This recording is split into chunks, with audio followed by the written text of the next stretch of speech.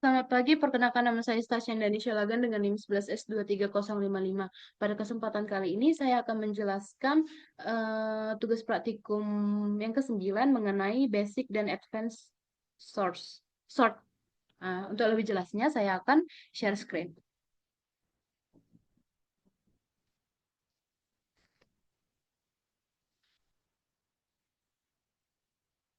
Nah, program Java ini merupakan aplikasi sederhana untuk mengelola data mahasiswa yang mencakup nih input data, menampilkan, dan mengurutkan berdasarkan skor. Di dalam kelas app digunakan scanner untuk membaca input dari pengguna. Pertama, pengguna diminta memasukkan jumlah mahasiswa, lalu dibuat array student sebanyak jumlah yang dimasukkan. Selanjutnya, program melakukan iterasi sebanyak jumlah mahasiswa untuk meminta input berupa NIM, nama, dan skor masing-masing mahasiswa yang kemudian digunakan untuk membuat objek student dan menyimpannya ke dalam array. Setelah seluruh data dimasukkan, program mencetak data mahasiswa sebelum dilakukan pengurutan menggunakan metode student helper.print. Kemudian program mengurutkan array mahasiswa dengan memanggil metode student helper.sort yang diasumsikan mengurutkan berdasarkan score, lalu mencetak kembali data yang telah diurutkan. Program ini mendemonstrasikan penggunaan array objek, pengambilan input dari pengguna serta pemisahan tanggung jawab melalui bantuan kelas utilitas untuk operasi pencetakan dan pengurutan. Kemudian masuk ke linklist.java. Program ini mendefinisikan struktur data linked list dalam bahasa Java dengan fitur dasar seperti penamaan elemen, pencetakan isi list, serta pengurutan data penggunaan algoritma bubble sort. Close linked list menyimpan referensi ke node pertama dan terakhir serta mencatat panjang list. Di dalamnya terdapat kelas node yang sebagai struktur data dari setiap elemen yang menyimpan nilai integer dan referensi ke node berikutnya.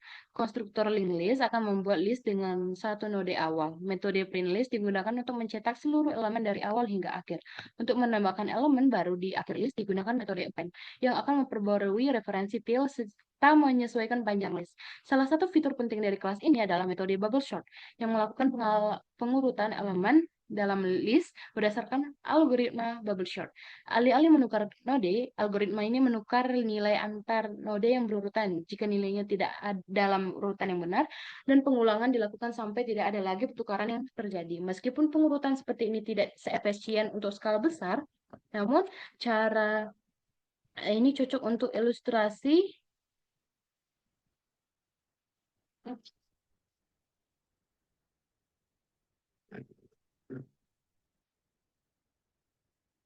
prinsip kerja bubble sort pada struktur linked list. Kemudian masuk ke kelas 2.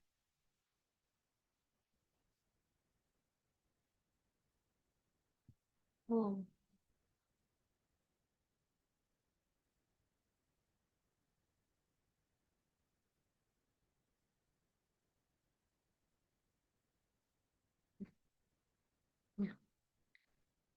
Ini mempresentasikan objek mahasiswa yang terdiri dari 3 atribut utama, yaitu NIM, nama, dan skor. Konstruktor student digunakan untuk menginisialisasi ketiga atribut tersebut saat objek dibuat.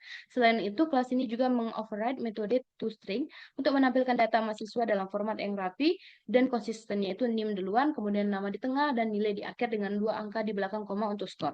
Metode ini sangat berguna saat data mahasiswa ingin ditampilkan dalam bentuk teks, terutama ketika dipanggil dari sistem outprint LN atau metode cetak lainnya. Kemudian masuk ke student helper.java. Sebagai kelas utilitas yang menjadikan fungsi tambahan untuk mengelola array object student.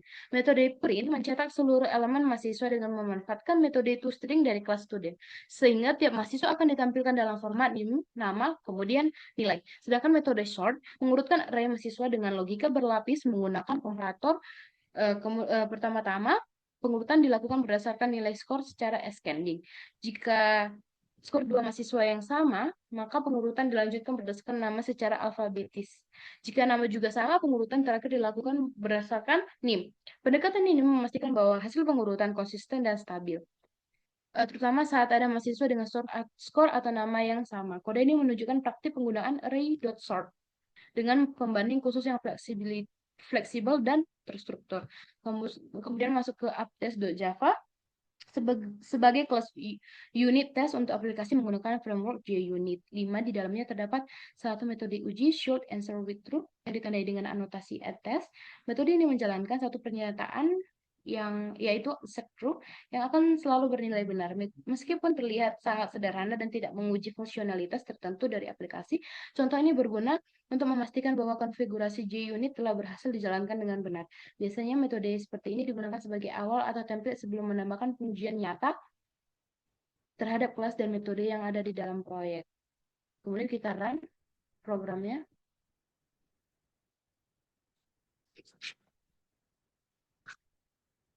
Kan jumlah siswa. Misalnya 10, NIM 11 S23055. Masukkan nama setelah CS. Apa sembilan?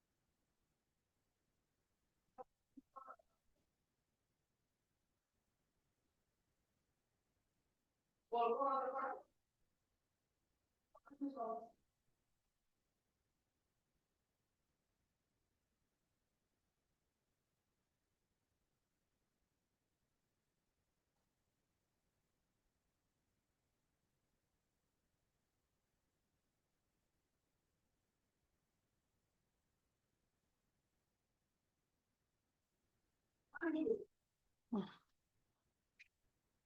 terlihat pada terminal bahwa program berjalan dengan baik dan benar. Sekian presentasi saya. Jika ada kesalahan, mohon dimaafkan. Terima kasih.